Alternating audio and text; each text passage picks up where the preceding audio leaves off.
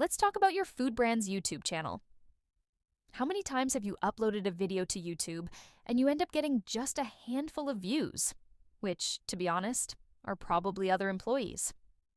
We analyzed over 2,500 food brands on YouTube, and what we learned was that most food brand channels aren't set up for success.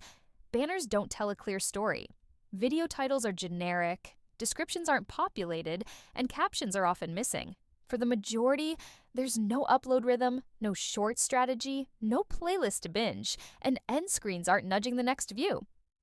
Here at Gourmet Ads, for the past 2 years, we've gone deep into all things video, from streaming to connected TV. We've watched thousands of food ads, recipes, and cooking videos. Our analysts then pulled together the aggregated channel data and found what actually drove video views and subscribers. We took these learnings and created a practical playbook specifically for food marketers. We wrote it with the goal of helping you reach grocery buyers and get the edge over your competitors. Inside our YouTube optimization guide, you'll find over 30 easy-to-execute quick wins, plus a video posting checklist.